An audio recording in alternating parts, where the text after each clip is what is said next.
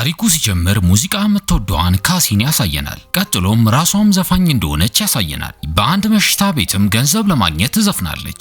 ሉክ የሚባልም አንድ ወታደር እናያለን። በአንድ ቀን ካሲ የምሽት ቤት ውስጥ እየዘፈነች ፍራንኪ የሚባለውን የድሮ ጓደኛዋን ከጓደኞቹ ጋር ተሰብስቦ ሲገባ አየችው። ስታየውም በጣም ደስ አላት። ለረጅም ጊዜም ተጠፋፍተው ስለነበር ተጠምጥማ አቀፈችው። ፍራንኪም ልክ እንደሱ ወታደር ከሆኑት ጓደኞቹ ጋር አስተዋወቃት። ነገር ግን አንዱ ጓደኛው አመናጨቃት። ኋላ ላይም ከመሃላቸው ሉክ የሚባለው መጣና ለጓደኛው መጥፎ ባህሪ ይቅርታ በሱ ስም ጠየቃት። ነገር ግን አሁንም ካሲ ንዴቷ አልለቀቃትም። ነገር ግን በመሃል የሞላችው አላርም ጮኸና ከመሽታ ቤቱ ወጣች። የወጣችበትንም ምክንያት ሲያሳየን ካሲ የስኳር በሽታ ታማሚ ነችና ሰዓት ጠብቃ ኢንሱሊን ትወስዳለች። ለዛም ነበር አቋርጣ የወጣችው።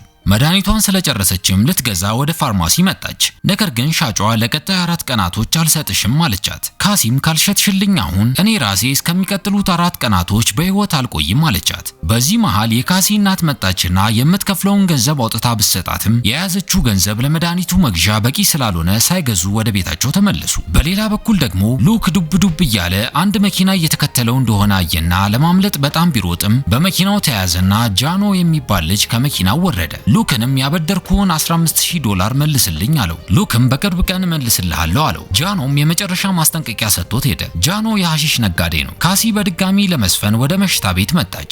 እየዘፈነች የህመም ስሜት ተሰማት። ነገር ግን ገንዘቡ መድኃኒቷን ለመግዛት ስለሚያስፈልጋት እንደምንም ብላ ዘፈኗን ጨረሰች። በቀጣዩም ቀን አንድ ሐሳብ መጣላት። የጓደኛዋ ፍራንኪ ቤት መጣች። ነገር ግን በሩን የከፈተላት ጓደኛው ሉክ ነው። ካሲም ፍራንኪን ስለ ግል ጉዳይ ላወራው ስለሆነ ሉክን ብቻችንን ተወን አለችው። ካሲም ለፍራንኪ ስላጋጠማት የገንዘብ እጦትና ችግር መድኃኒቷን እንኳን የምትገዛበትን ገንዘብ እንዳጣችና እንደተቸገረች ነገረችውና ፍራንኪ ወታደር ስለሆነ በውሸት እንዲያገባ ጠየቀችው። ይህም ይጠቅማት የወታደር ሚስት ነች ከተባለ ነፃ ሕክምና ማግኘት ስለሚያስችላት ነው። አክላም ከተጋባን ለኔም ብቻ ሳይሆን ላንተም ተጨማሪ ገቢ ያስገኝልሃል፣ ምክንያቱም ሚስት ያለው ወታደር ተጨማሪ ስለሚከፈለው አለችው። እናም ካሲ በዚህ ሁለታችንም እንጠቀም አስብበት አለችው። ጓደኛው ሉክ ግን የሚያወሩትን ሁሉ ቆሞ እየሰማ ነበርና ገብቶ ይሄማ ከባድ ማጭበርበር ነው፣ ፍራንኪ ይሄ ነገር ከታወቀበት ከውትድርናው መባረር ብቻም ሳይሆን ያሳስረዋል አላት። ካሲም ይሄ ያንተ ችግር አይደለም አያገባህም በማላችል ጥልቅ አትበል አለችው። ሉክ ሲሄድም ፍራንኪ ይቅርታ ይሄን ማድረግ አልችልም ምክንያቱም በጣም ወዳት እጮኛ አለችኝ፣ ይህን እሷ ከሰማች ደስ አይላትም አትስማማም አላት። ካሲም በዚህ አዝና ሄደች። ሉክም ሲመጣ ፍራንኪ እናቷ ነርስ ነች፣ አባቷ ግን በህይወት የለም ብሎ ስለ ካሲ ነገረው። ሉክም ታላቅ ወንድሙ የሚሰራበት ጋራዥ መጣ። ከንግግራቸውም ሉክና አባቱ ጥሩ የሚባል ግንኙነት እንደሌላቸው እንረዳለን። በዚህም ምክንያት አባቱን ለዓመታት አላገኘውም። ሉክ በዛውም አማቹን እና የወንድሙን ልጅ አገኛቸው። ኋላ ላይም ሉክ ወንድሙን ጃኖን የምከፍለውን ገንዘብ አበድረኝ ብሎ የመጣበትን ምክንያት ነገረው። የሉክ ወንድምም ራሴም ችግር ውስጥ ነኝ አላበድርህም ብሎ ሌላ የራሱን ችግር አወራለት።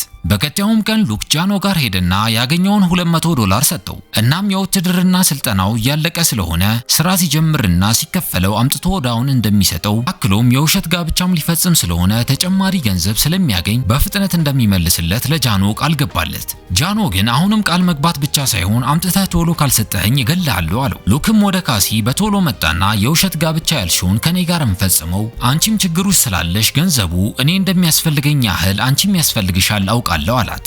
ባለትዳሮች የሚያገኙትን ገንዘብ ሲሰጠን ለሁለት እንካፈለዋለን። ነገር ግን እንደሚዋደዱ ሰዎች በደንብ ማስመሰል ይኖርብናል፣ ሰዎች የውሸት ትዳር እንደሆነ እንዳያውቁ አላት። አክሎም ከ1 ዓመት ውትድርና በኋላ ስመለስ መፋታት እንችላለን፣ እስከዛው ግን ከታወቀብን ሁለታችንም እንታሰራለን፣ በደንብ መጠንቀቅ ይኖርብናል ብሎ አሳሰባት። ቀጣይ ሳምንትም ወደ ኢራቅ ለመዝመት ስለመሄድ በዚህ ሳምንት መጋባት ይኖርብናል አላት። እሷም በሐሳቡ ተስማማች። ጓደኛው ፍራንኪ እየጠበቃቸው ወዳለበት ቤተክርስቲያን መጡ። የሰርጋቸው ምስክር ፍራንኪ እጮኛውን ሊያገባበት የገዛውን ቀለበቱን ለካሲ ሰጣትና አደራ እንዳጥዩ አላት።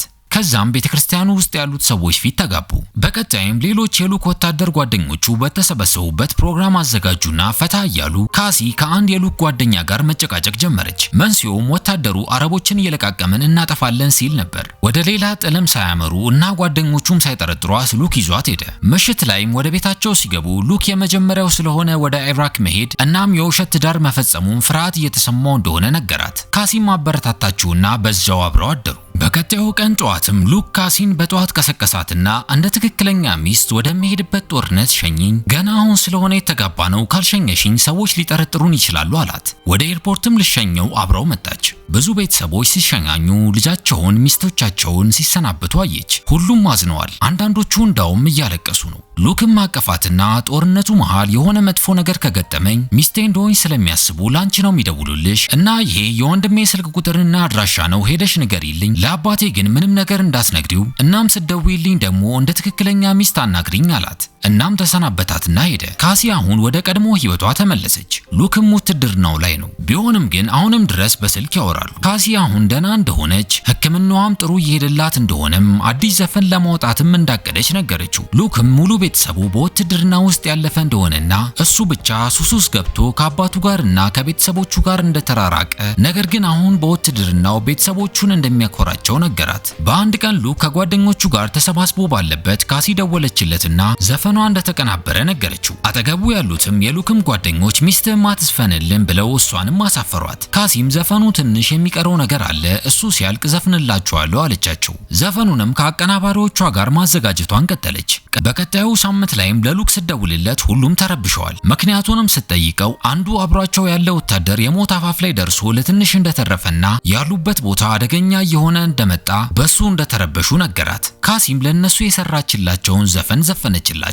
የዘፈኑም ርዕስ ወደ ቤት ተመለስ የሚል ነው። ሁሉም ዘፈኗን ወደዱት። ወደ ጥሩ ሙድም መለሳቸው። ስትዘፍንላቸውም መንፈሳቸውን አነቃቅታ እንዲበረቱ አደረገቻቸው። በሌላ ቀንም ካሲ ደወለችለትና በጣም ደስተኛ እንደሆነች ነገረችው። ዘፈኗ በትልቅ የዘፈን አሳታሚ ድርጅት ተቀባይነትን አግኝቶላታል። ከባንዷ ጋርም በአንድ ታዋቂ የባህር ዳርቻ ላይ ሙዚቃዋን ልታቀርብ ነው። ይህን ሁሉ ስትነግረው ሉክ በጣም ተደሰተ። ስላወቅኩሽም በጣም እድለኛ ነኝ አላት። ለኮንሰርቷም መልካም ምኞት ተመኘላትና ስልኩን ዘጋው። ካሲም በሺዎች የሚቆጠሩ ሰዎች በታደሙበት መድረክ ላይ ልዘፍን ወጣች።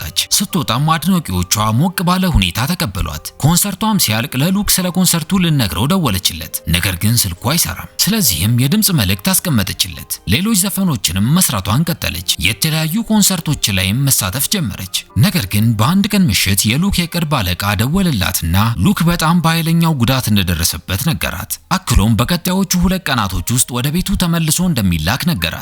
በዚህም ካሲ በጣም ተጨነቀችና ወደ ቤቷ መጥታ ሉክ የወንድሜ አድራሻ ነው ብሎ ጽፎ የሰጣትን ወረቀት ገብታ መፈለግ ጀመረች። ነገር ግን ልታገኙ አልቻለችም። ኢንተርኔት ላይም ገብታ ስታፈላልግ አድራሻ ሰጣት። በአድራሻው ግን ስትሄድ ያገኘችው የሉክን አባት ነው። ለአባቱም ስለ ሁሉም ነገር ነገረችው። ማነሽ አንቺ ብሎም ጠየቃት።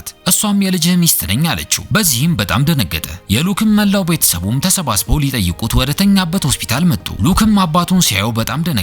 የሉክም ወንድምም ሆነ የወንድሙ ሚስት ሉክ ሳይነግራቸው በማግባቱ በጣም ደንግጠዋል። የሉክ አባትም ለጀግንነቱ አገሩን በማገልገሉ በጣም እንደኮራበት ነገረው። ቤተሰቦቹም ሲሄዱ ሉክ ካሲን ለምን ሁሉን ነገር ነገርሻቸው ብሎ ተቆጣት። አሁን ለቀጣዩ ወራቶች በየቀኑ እንደ ባልና ሚስት እያስመሰልን መቆየት ሊኖርብን ነው። አባቴ በጣም የመርህ ሰው ነው። የውሸት እንደተጋባን ራሱ ካወቀ አሳልፎ ነው የፖሊስ ሚሰጠን አላት። ካሲም ከዚህ ሐሳብ ወጣም በልና አሁን ፍራንኪ ተመልሶ ሲመጣ አሁንም እንደ ባልና ሚስት ስናስመስል ሳይን በጣም ነው የሚያሾፍብን ስትለው ሉክ እንዲህ የቆሰልኩበት ተልኮ ላይ ከፍራንኪ ጋር ነበርኩ እና ግን እሱ ህይወቱ አልፏል አላት። ቀብሩ ላይም ካሲ ለእጮኛው ፍራንኪ ገዝቶላት የነበረውን ቀለበት አውልቃ ሰጠቻትና ከጦርነቱ ሲመለስ ይህን ቀለበት ሊያስርልሽ አቅዶ ነበር አለቻት። ካሲ ወደ ሆስፒታል ተመልሳ ሉክን በዊልቸሩ እየገፋችው ይዛው እየወጣች የሉክ አባት መጣና እኛ ወደ ራሳችን ቤት ወስደን እንንከባከበዋለን አላት። ካሲም ይህን ስላሰብክ እናመሰግናለን፣ ግን እኔ ራሴ እንከባከበዋለሁ አለችው። የሉክ አባትም ወደ ቤታቸው አደረሳቸውና